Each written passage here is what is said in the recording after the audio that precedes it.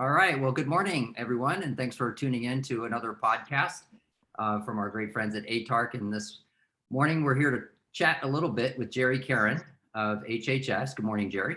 Good morning. So, Gerry, we'll get right into some of the content here. But before we do that, can you give us a little backdrop of your organization, kind of the mission, the stakeholders, perhaps some of the uniqueness, size, scope, just all the typical vitals and relevant insight? Sure. So I am the Chief Information Officer / Assistant Inspector General for Information Technology here at the Department of Health and Human Services, Office of the Inspector General. I believe we are the largest IG in the federal government, if I'm not mistaken. We have about roughly around 1,900 user base. Geographically dispersed, primarily domestically, here stationed within Washington, D.C. area. Then we have some regional sites and some branch offices throughout the U.S. The purpose of the IG, of course, as any IG, is oversight of the agency to be sure that the agency is performing in a manner that it's supposed to. We also do investigations and against Medicare fraud, waste, and abuse, Medicaid fraud, waste, and abuse. As we have investigators, we have attorneys, we have the general auditors, that do the audits of the programs of the agencies and its components.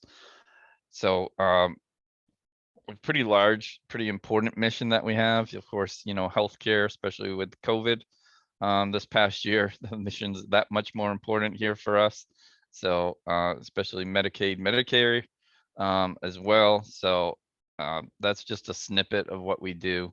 As far as the CIO for HHS OIG, we run our wholly owned network.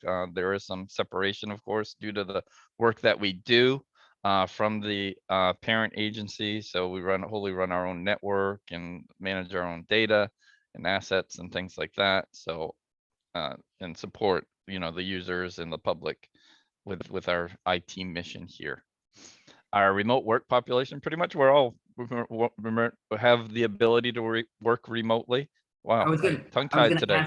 I was going to ask you that in Yep. terms of prior to COVID, what was kind of the percentage of folks that teleworked? Was it a 1 day a week, 2 days a week? So I came now. So I arrived after. I arrived during the pandemic times. I came on a detail around December, and officially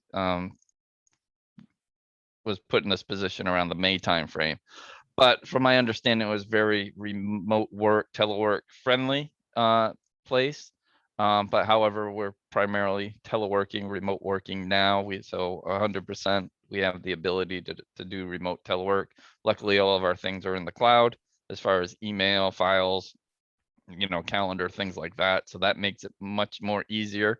So to support the mobile user, I have a few different mobile solutions that we use in order to support that.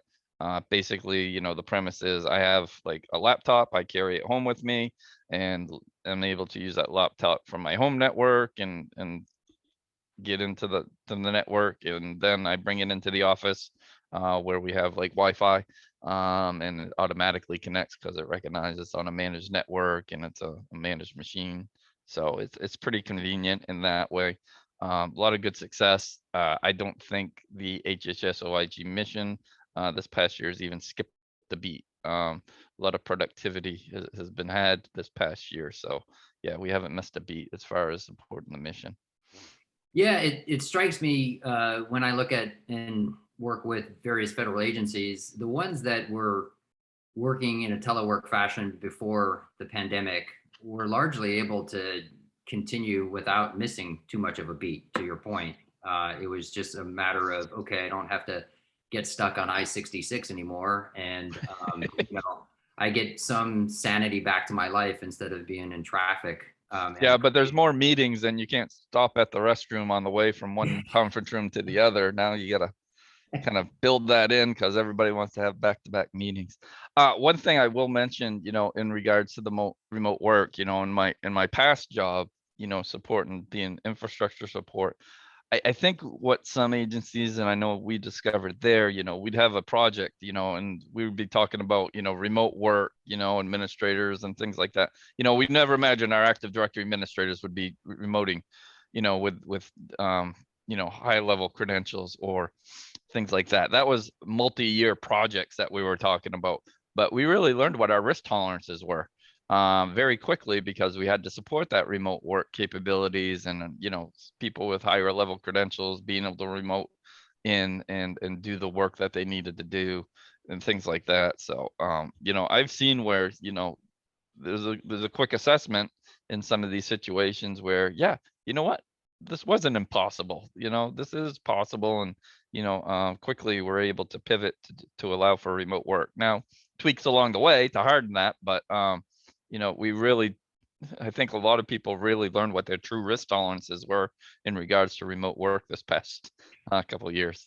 Certainly, and to that end, to the pivot, can you describe a little bit more from a cybersecurity perspective? The things that you're able to share, what you did do to kind of meet that mission, if you will.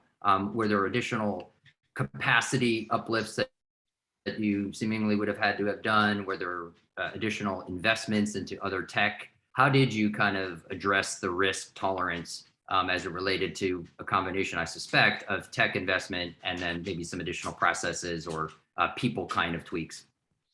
Yeah, in my past job, of course, bandwidth upgrades, because now people are coming from different places, making sure that we had the capacities, for VPN, that the firewall had the capacity, things like that. So we did some upgrades there.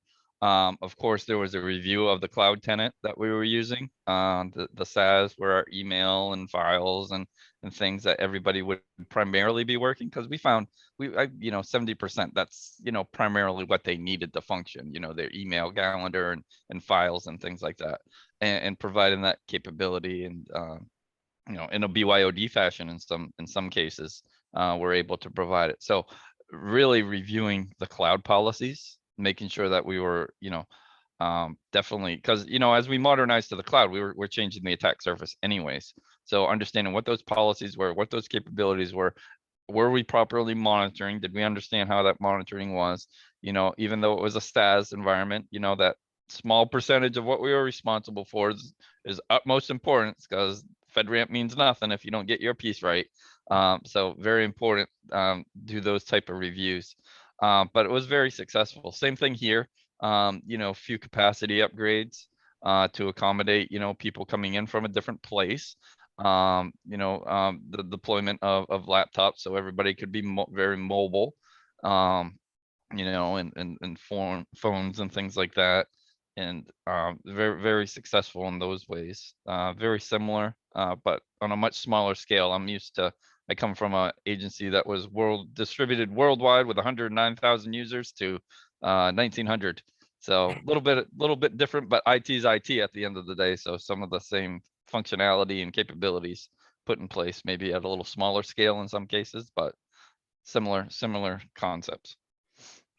You mentioned mobile, which is near and dear to my heart, obviously. And, from a practical sense, right? We always talk about mobile Yep.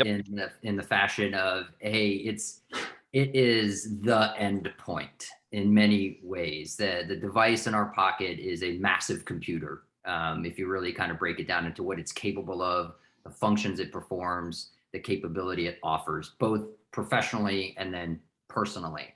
Mm-hmm. Can you share a little bit about how your, call it day-to-day in life, of how you transition from perhaps what we're doing now on a laptop, although I do some of these types of conversations on a tablet, but you go from your laptop, maybe you're creating a document or doing something, and then, oh, let me respond to this text message and go over here, right? And it's this constant ebb and flow in and out of your laptop and your mobile device. But can you share a little bit of insight on how you kind of view that? Yeah. So I'm sure we'll get on the subject of zero trust. So a little sneak peek and a little bit of aspect to that. So, there's the way I look at it is, first of all, we talk a lot about devices, but one of the things that I'm an advocate for is the application, because it's actually the application on that device that is facilitating access to the data between the user, you, and the data, right? So harden the application. So if you're doing BYOD, you may be doing managed application. You may not be doing managed device. So are all the policies get to that application? Am I properly managing it? Right? Do I have the ability to wipe it? Possibly. That application can't manage your phone. I can get some telemetry from your phone, like are you what iOS level you're on, what your manufacturer is, because in the federal government, there's some manufacturers that we don't want to allow some telemetry, but I'm managing it application by policy, right? As soon as Jim registers his account with the agency, his work account, we're doing managed application service. The other aspect is going to the device. So not all devices are created equal, or in some instances, like this laptop is fully managed. I can put all kinds of great security agents on that. You can see absolutely every key I'm pushing, everything. I got some great telemetry with some great agents. A lot of people in the past have, gone and done endpoint security and put all these great agents on computers. And sometimes we had to uninstall Office because we wanted to put so many agents on our computer, right? And then, but when I go to the phone, a lot of times I can't put those same agents on my phone. So, but I'm accessing the same data, like in your scenario. I may be accessing the same file that I'm on my laptop that is fully managed. And then then I get on my phone. I don't have the same agents or the same telemetry necessarily. So what there is there's a different level of risk potentially, right? Depending on what I'm trying to access. So, depending on how I'm managing that phone, it can be a fully managed phone, but if I don't have all that telemetry, how can I weigh all the factors that I need to weigh to allow you, if that's your health record, for instance, I might not, if I don't have the same telemetry and there's a greater risk on the phone, then I'll let you do it on the laptop, maybe not the phone. And in the BYOD situation, there's only so much telemetry I can have. So, there's another level of risk. So it's understanding what your risk tolerances are for these different things, depending on what you're able to do. In some cases, there are some things, but it ends up becoming about discussing the data. What type of data are you accessing, and based on the factors, who you are, how did you authenticate, was it username and password versus a PIV card? Well, PIV card's lower risk than a username and password, right? So there's a factor. What type of user are you? Are you a government user? Are you a contractor employee? What type of clearance do you have? After I'm able to proof you, all right, there's a different risk factor. Are you coming from the coffee shop network? Are you coming from the on-premise network where I have all kinds of telemetry and understand? All right, there's another risk factor. All right, what type of device? Is it a fully managed device? I have all these great security agents and telemetry, or is it your BYOD device? There's another risk factor. And those risk factors add up to that tolerance where if you are, coming from the coffee shop on your BYOD device and trying to access a file, I may say, well, that meets the threshold. I'll let you read only, but I'm not going to let you download or print. But if you were on a fully managed desktop coming from a known network with a PIV card, blah, blah, blah, that's a lower risk. All right, yeah, have access to this file. That's fine. Or, even if it's a fully managed laptop or desktop and you're missing some 0-day patches, I might quarantine you until I can bring you back into compliance. I'm not going to let you access anything until, because it meets that, it goes over that threshold that I just can't tolerate that. So I'm going to have to quarantine you, take some kind of action kind of thing. So is it fair to say a lot of what you just described there in detail kind of boils down to some terminology I've seen or heard, conditional access, right? All those variables and factors that you described are largely conditions of access. And so to your point, if you have met those conditions, then sure, you get access to the resource or the data that you're looking for access to. As part of that, I call it, and that's correct, but I call it dynamic risk scoring too, because factors change as well, right? Right. So it's got to be very dynamic. Of course, you can't be a one-time event, right? So right. I'm an advocate for ongoing authentication, ongoing access. It can't be a linear event where it's got to be constantly checked, because factors change. While Jim is accessing said file, a factor could change. one of those conditions is from the cloud, possibly. Jim just went from Washington, D.C. to China in the last 5 minutes. He just, that's impossible, right? But boom, there's a conditional access policy that got tripped. I got to take some kind of action on that. That's right.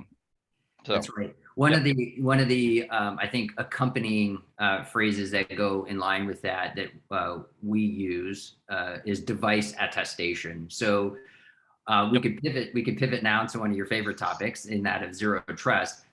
One of the aspects of zero trust, of course, or the pillar, is devices. And so as an example, it's great that we know Gerry is Gerry, and we've leveraged ICAM in many respects in various flavors or fashions. So it's great that we know Gerry is Gerry, but if Gerry's personal device or even GFE device is not checked for integrity, Gerry might be bringing a malicious payload right into the infrastructure. And so what are your thoughts around bringing all this together in terms of device attestation as it relates to a condition? Truly, if you're going to declare zero trust, they go hand in hand, right? Because if I can declare, again, confidently that Gerry is Gerry, but I can't declare Gerry's device is sound and safe, do I really have zero trust? Does that make sense? no, it absolutely makes sense. And I get asked this all the time about devices, and the same concepts that we're using for the user, treat the device as an identity, basically, right? Is it a fully managed device? Does it have all the things that it's supposed to have, that, the patching, all of that? All right, there's a certain level of comfort in that aspect. If it's a BYOD device, like I said, is a policy getting to it? Can I verify that? Is it a certain manufacturer that I don't want? Oh, I gotta shut that off. Treat it, give it some kind of identity, just like you do your user. I can prove Jim, I have some assurance because Jim came in with a PIV card. I have some good assurance, that Jim is Jim. Same thing. I have my device, is it a managed device? Okay. Is it authenticated? All right. Now, does it have everything that it's supposed to have running on it? Patching, as far as that, blah, blah, blah. Okay. Then there's some good assurance that, all right, I've proved Jim. I proved the device, the managed device. It's good to go. I've checked it. It's got no 0-day patches missing, blah, blah, blah. All right. I can marry those two up. Yes, Jim can access this data with this device under these factors. And BYOD, all right, Jim, personally, you have not updated your iOS. There's been 2 updates that the vendor's given since the last, you haven't updated your personal device. I'm not going to let you on. I can at least see that telemetry, even if I'm doing managed application, not full device management. But I'm just not going to let you on, Jim, until you bring it up to the latest Android or iOS on that device before you can come on and read that file, but not download or print it, maybe, because it's a personal device. I'm going to have a little less tolerance for that. So definitely, I kind of take the same concepts you take with an identity almost and apply it to a device, because you got to think as well. And some people forget that it's always, people talk about this as the human accessing data, and it's always, the picture in your head is you get this guy sitting at a keyboard and accessing this static data somewhere. Data is moving all the time, and it's not always a human that's triggering that access to data. There's system to system sharing all the time. Those are identities. Treat those identities the same as well. And those systems, there's devices which those identities sit on that are accessing that data and housing it. Treat it all kind of with the same concepts, I think, that with identity in some form or fashion. You had mentioned 0-day, one of my favorite notions. And just recently, I think 2 weeks ago, we all woke up in the morning to an emergency update, right? Yep. Immediately update your iPhone. It's like, whoa, okay, I'll do that right now. I slept in because I don't do it. I'm not an iPhone user. I'm just kidding. Well, there you go. And if I'm being candid, I didn't update because I've got Zimperium on my device, so I'm good to go. Anyway, just a little plug there. So all good, Apple. We're protected. Anyway, 0-day is fundamentally something I think probably is not addressed enough. A lot of the technologies in cyber are signature based or require some type of previous understanding, threat signature of sorts. Um, but when I look at the POTUS executive order, for example, and we talk about zero trust, and then there's a lot of attention paid to visibility of the endpoints. Yep. And most recently now, I think just the other day, one of the memorandums came out specifically for EDR, and it does include mobile endpoints, phones, tablets, etc. Yep. How do you look at incorporating? So we understand that the focus has to be on visibility of the endpoints and getting that. But how do you address 0 day? Because that's a tough one. Yeah, it is. I think when you get to a true zero trust maturity, that it kind of addressed, because it's talking about protecting my data, right? So we're moving our protections closer to the data that's most important to us. And if something happens, I like to use the example, and terrible example, but I talk about a bologna sandwich and crown jewels, right? Yeah, what do those two have to do anything? But I'm at the edge of my seat on that one. yeah. So crown jewels, I want to make, if I lose those, there's no replacing them, right? That's very harmful. I'll never get over that. But if my bologna sandwich gets compromised, yeah, I'm gonna try to protect it because I'm hungry. But there's plenty of bologna and bread in the world. I can remake my bologna sandwich. Now, do I care how they got in? Yeah. All right. I want to figure out how they stole it, but can I answer, like, okay, did my crown jewels get compromised as well? No, they were still protected. That's the question I want to answer at the end of the day. All right, I'll remake my bologna sandwich and see if I can, just not leave it on the counter and leave it, alone for a little bit, because, so I don't have to keep remaking it. But, I'm going to put my concentration most importantly on my crown jewels.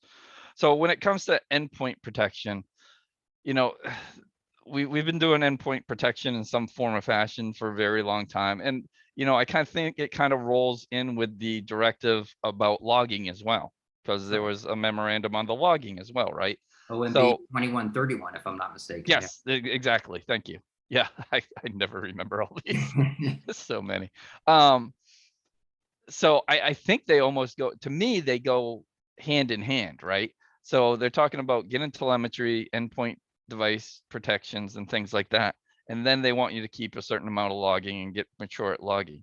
Well, these endpoints are a huge factor and a huge pillar, right? Because, as I said, also applications, which actually does the facilitation between the user and the data, sits on these devices.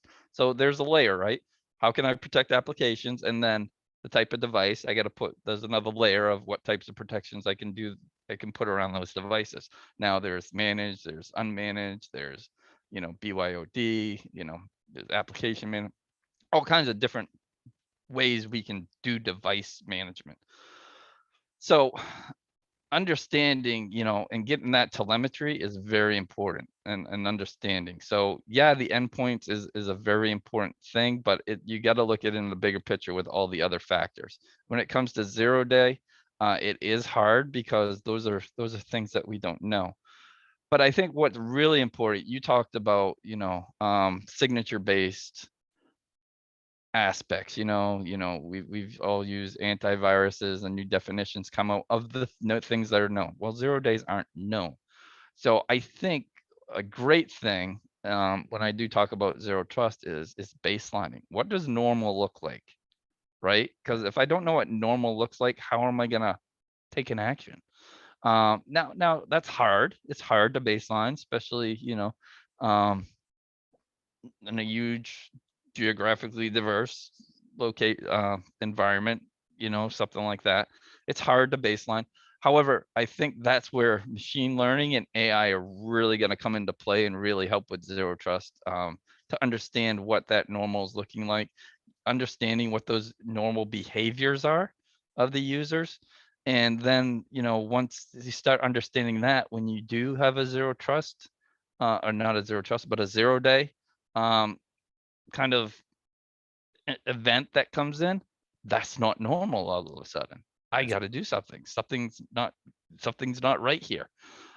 So I really think, one of the first steps to me, and and getting ready to do zero trust is baselining. What the heck does normal look like as best you can?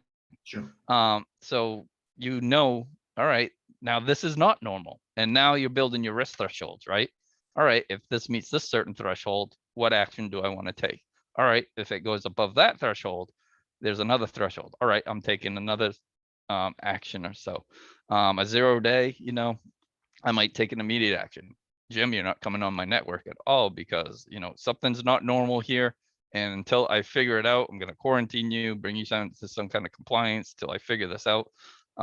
So I think that's where machine learning and artificial intelligence and these heuristics, these behavior-based technologies are really going to help us with 0 day.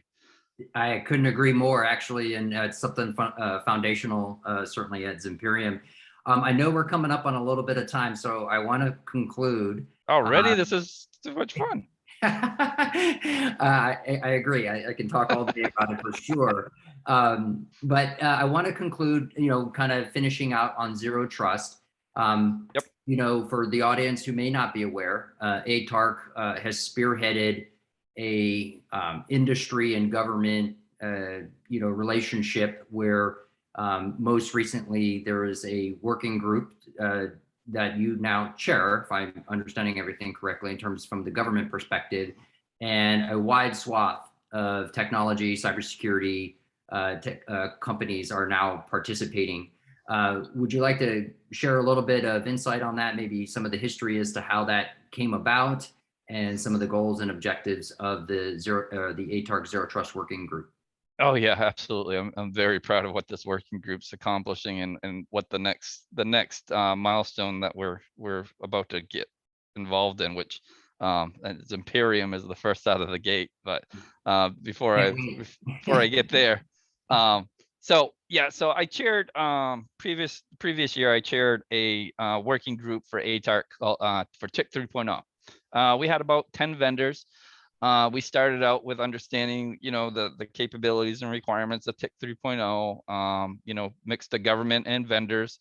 Very good working group that resulted in an actionable thing where about 10 or so vendors came in and actually built proof of concepts in facilities provided by or with cooperation through ATARC. Or some of them were cloud only, and which was fine. We gave them an outline, and then they all gave their own presentations based on the requirements that we gave them in the outline and the use cases and things like that. So we took the same kind of concept, we wanted to start a zero trust working group. So we kind of took the same kind of thinking and successes of what we did with TIC 3.0, grandfathered everybody in, and then, but of course with zero trust, we got a little larger. And what we found is, through a lot of the discussions, the government folks that were participating, we just weren't on the same definition, right? So people were still trying to wrap their heads around this zero trust thing. Yeah, it's all about identity. It's like, oh God, no. It's a lot more than that. All right, let's level set. So I had an architecture, so we started with that, kind of presented that to the group. And then what we did is we took like some of the pillars, like we took data, we took identity, we took network, we took governance, we took automation, we took all of these little main pillars, and we had sub-working groups, and they kind of worked on the concepts and the terminology and references and things like that. And what we would do is, so we split the vendors and the government. So every other week we were doing government meetings, and then every other week we were doing vendors. And then what we would do is we would throw the output from the government as we kept working on our outputs, and defining and things like that. We'd give those to the vendors so that they could start, socializing and engineering, thinking about what they would do, and understanding, and get on the same terminology and definition. So this is at the end for the government, so we wanted to get on those level set terms. So once all of that was done, the government exhausted all the output that we think we needed to do, we recombined the groups. Now the same objective is for the vendors, based on the information that we're providing, use cases, scenarios, things like that, is to provide proof of concept labs or demos based on that to proof out, their capabilities towards those use cases and things.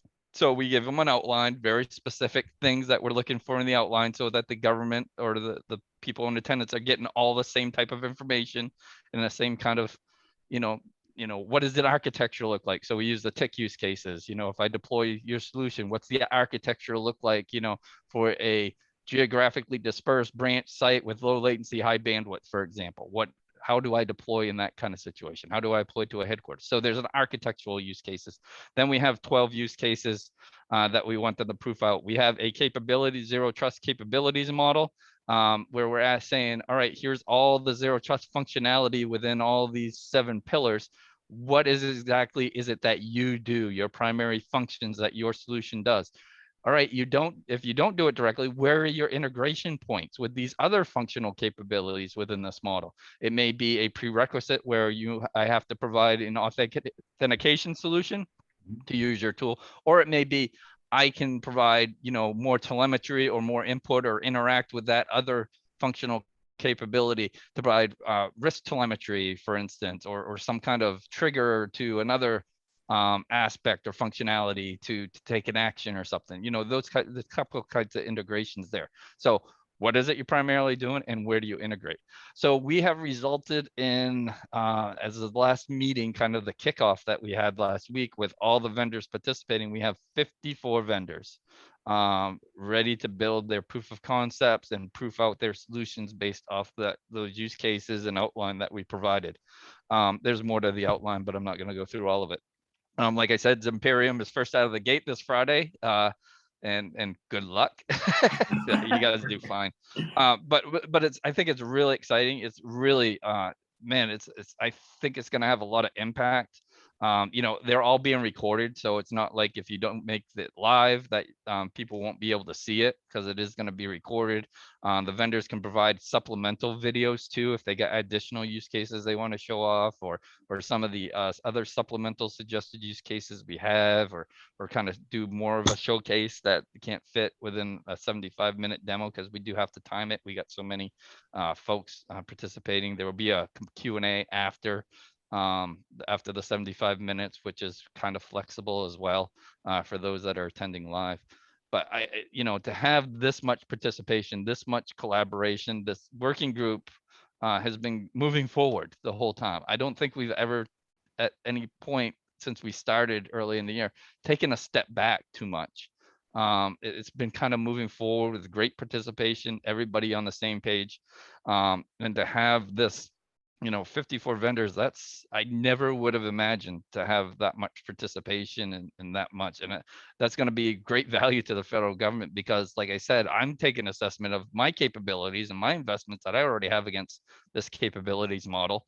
And, I have gaps. So, I'm going to, be able to see, oh, hey, in Zimperium, hey, they can fill one of my gaps that I have. So, we're providing great input for the government to use and understand and develop their playbooks for approaching zero trust. And then this platform for the vendors to, a one-to-many aspect, present once to many people and not have to do, all these individual engagements potentially to show, the same demo. It is a great thing, and it's based off what the government has defined, right? So it's a common understanding, and not sitting there trying to think, all right, how would I use this in this environment, or what's the use case that, it's common use cases, common definitions, common information that they'll be receiving. So I'm utterly excited to get to this point. I think it's huge to get to this point, and to have so many participating is awesome. Well, and I'll just say, from an industry perspective, we certainly appreciate your extra effort, because you do have a day job, and we all understand and appreciate that. So, and I think ultimately the objective there throughout this industry and government collaboration is to inform, as you say, right, other government agencies and entities, because zero trust is such a vast strategy and topic, and there's no one tech, there's no one company that can possibly address every aspect of it. So bringing folks together, I think, 54 is probably just a start. There's probably many others that also have a role to play in it. So this is a great first step. And for the audience, If you do want to learn more about what Gerry just took us through, I would just encourage you to visit the ATARC website, Zero Trust. I think you'll find it there. And all of the information, as Gerry elaborated on, will be posted, I suspect, through ATARC. So with that, Gerry, my sincere appreciation for your time this morning and taking us through some great content. And I would just, again, thank you and thank the audience for tuning in. And with that, we'll turn it back over to Kirsten at ATARC. Have a great day, everyone. Thanks, Jan.